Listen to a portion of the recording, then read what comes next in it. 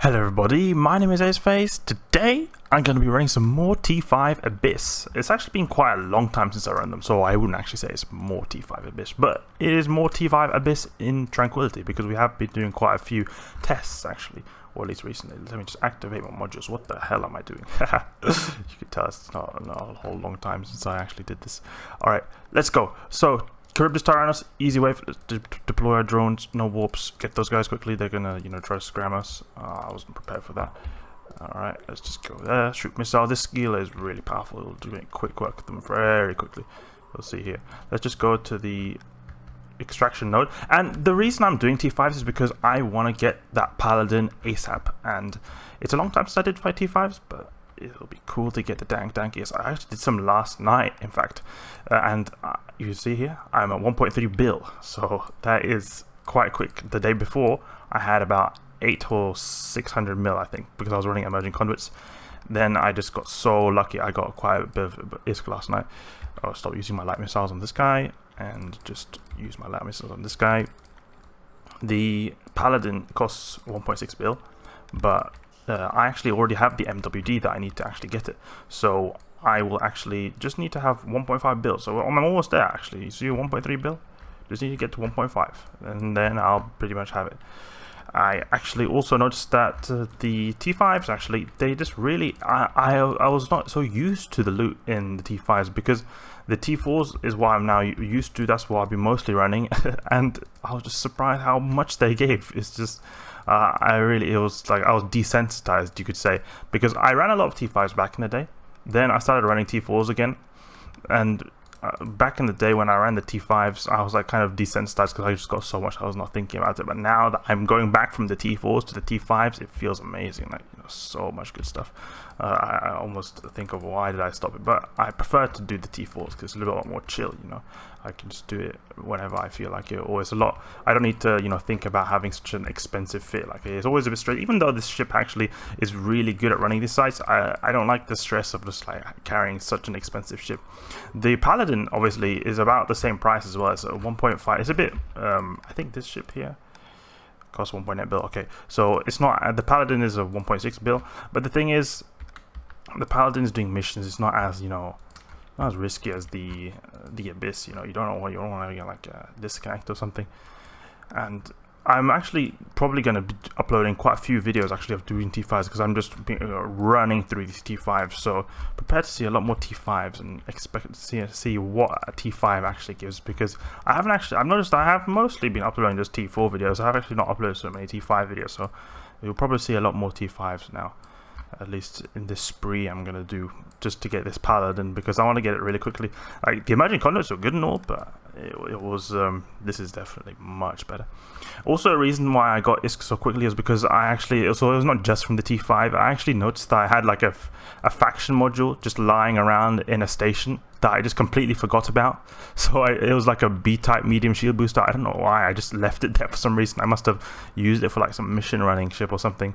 And then I just grabbed it and just sold it because I had really no use of it, and I got like, I think it was almost 200 or something, or 100, 200 million for that. So that helped me a lot. So it's not just the T5s I did last night. I did like a few sites last night. Charybdis, you're gonna die. This ship is so good because it's got the really blinged out damage mods. It'll do it pretty fast. I've sometimes noticed that I can do T5 in under 10 minutes. That's really epic, but it's not like the usual thing. Usually it's about 12 minutes, but sometimes if I'm lucky, get the lucky spawns, I can get the sweet under 10-minute runs in the T5. It's just amazing. It also depends a bit, like if you have more extraction caches, then so it's going to take more time because you have to travel a bit and you're going to be outside your missile range.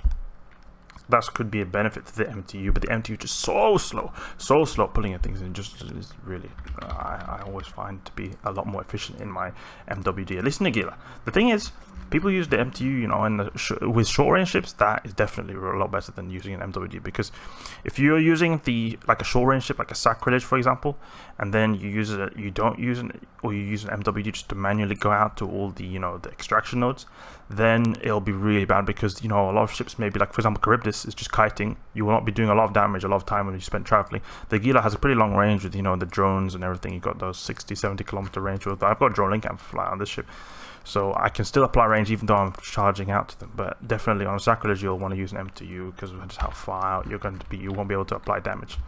Like on long range ships, it seems to be better, at least in my experience, to use an MWD. Okay, so I'm going to go for the anchorings now, because I just want them to not be able to hold me in place. I want to do this as fast as possible. We're farming, guys. We're farming like a crab, like a turbo crab. We're just going and wrecking these guys and just harvesting all the ISK. Harvesting all the ISK like harvesting wheat from the fields. We're going to have to do this as fast as possible, so take out the anchorings so we don't get slowed. Oh, I shouldn't be locking it up. Okay, I'll go for this anchoring over here, unlock this guy because I don't need this, shoot my heavy missile on this guy. Yeah, I forgot to mention as well that, you know, it's important to manage the, I've got a lot of starvings on grid, so I have to take them out after these anchorings actually. But these anchorings going out really fast. The thing is, 3 starvings can pose issues, but I mean, I've got a crazy capacitor with this ship. Let's see now, how much do I have? 16 gigajoules to spare, really good capacitor, so, and we've got large cap batteries, so it's not too much of an issue. Okay, go for the second extraction over here. This guy's soon dead. Then we just go straight for the starving. Actually, let's activate our MWD so we can get a bit out of range, because the newt's a lot stronger if we are closer. So if we can, it may seem a bit counterintuitive that I'm activating my MWD when these guys are neuting me out, because the MWD obviously uses so much capacitor. The thing is, we're going to be able to pull out of newt range, so in that way we're actually boosting our capacitor because we'll not be neuted out as hard. You see 69 gigajoules, you'll see probably something like 200 gigajoules, you know, they're really close right now. But you're going to see here, like when we get out of range, it's going to be a bit less, you know, 67 right there. Let's see the other ones. Yeah, it doesn't seem like we're getting neuted out that much right now because we're just out of range. Alright, and I don't want to get too much out of range because then I won't be able to use my light missiles. But my light missiles are anyway going to go on reload soon, so it's alright. So it doesn't really matter. My drones, most of my damage is anyway in the drones. The missiles are kind of like the complementary weapon system. You could use the C3-X's, the C3-X, Guri Hiva Seitsuo ballistic control systems. These ones here. Go C3, not C2, C3-X here. This one boosts your missiles and drones, so then you would be more like kind of like a hybrid. You would use both your missiles, you would have damage equally in your missiles and the drones, but right now I'm using just the drone damage amplifiers because I find that I have a lot more DPS if I just boost my drones, unless the Guri Hiva Saitsuos or the C3-X's, they give more DPS, but they're really expensive. They cost like 200 something mil. The drone damage amplifiers only cost 100 mil, and honestly I prefer the drones because they apply quite a bit really good and they have really long range, so I find that it's still just better, or at least better for my budget at least. Like maybe it's marginally better with the C3-X's, but I don't think it's a huge difference. The light missiles don't do so much damage because they have a long reload time, so they won't be doing the most amount of damage, especially when they reload like DPS. If I, for example, had heavy assault missiles, then I can imagine it would be probably good to have the C3-X's because then I'll be doing then those will be boosting quite a bit. But who runs heavy assault missiles on a Gila? Like really, no one does that because fitting requirements is quite hefty for the tank, and then you've got to have the heavy assault missile as well. It's going to be quite difficult. That's the reason why a lot of people use the light missiles, because they have very little fitting requirements, so you can fit quite a bit of tank. And the light missiles also, they're pretty good because they apply good to small ships, and then they also have like good range. The only thing is the DPS is a little bit low in terms of the reload, but they have good burst DPS. They're like their burst DPS is good if you don't factor in the reload, but then when you factor in the reload, then it's kind of like average or slightly below average.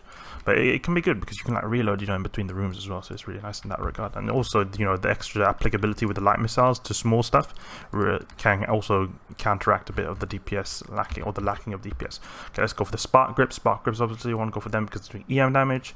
Go for the extraction subnode. You want to get the dank loot from there. MWD is obviously on. Have to just double check that sometimes. Sometimes it's be scrambled from a previous wave, and then I just forget that, you know, I've turned it off. Okay, go for the spark grip. Let's see now, 2 spark grips. Yeah, the reason I'm going spark grips, obviously got lowest EM resistance here. You can see here, I've got very low EM resistance, 37%. So I want to have the spark grips taken out quickly. They're doing energy sparks to do EM sparks, if that makes any sense. How you remember it that way. 12 mil from 1 cache, you see. That's like how much we sometimes get from one bioadaptive in the T4s. Now we're just getting it just from one of these extraction nodes in the T5. So I don't know if you guys noticed, but I'm pretty excited just how much dank AS we're getting right here. So nice. Okay, recall our drones because we see that yellow box over that drone over there. You see there's a yellow box over here. Always good to recall them because these guys, look, you see here, he's already got like almost half shields gone. But when they've got very short ranges, so as soon as you start recalling them, my drones will get out of range. Alright, just reloading stuff here while I can. Grab the extraction node here. That was very little, only 400k. Very dog crap loot right there. Okay, now redeploy them. And I'm using the Imperial navies obviously because, you know, Imperial navies have more HP. So when it comes to these guys can do big heavy hits on drones. So, you know, I don't want to take chances. I don't want to lose no drones unnecessarily. These guys have like almost double the amount of EHP as the Tech 2 ones, and they have also pretty good speed. So actually, no, they don't have good speed. They have good tracking. I remember checking that at one point. Do the Tech 2 drones and the Tech and the faction drones have the same speed? Yeah, they do actually have the same speed. I thought the faction drones actually had more speed, but they don't actually. Okay, let's go for the trigger. Allow him buy adaptive cash. Let's see what we've got in here. Okay, missiles, full missiles there, full volley. Okay, let's see now. Well, we're already done with the T5. That went really quickly. You see now what time are we? 11 minutes. Almost done. Let's go to the origin conduit. This is easy peasy lemon squeamy as per usual. Okay, we've got this guy here, but he's almost dead, so that's why I'm not going to recall drones. You can see here he's got yellow boxing. That means he's probably shooting my drones, but I don't want to do that. Let's keep it range here and 500, so we can just instantly go out when we exit the site. Blast grip, your time is limited. Blast grip does explosive damage. It's going to hardly do any damage to me because we've got pretty hefty explosive damage. Blast grip over here, the second one over here. That's why we leave them to last. You know, you always want to leave the rogue drone battle cruisers that do the most amount of damage, or they deal the damage that you have the highest resist for last, because, you know, they don't pose as big as a threat as the ones, you know, that have to do your lowest damage type or resistant type.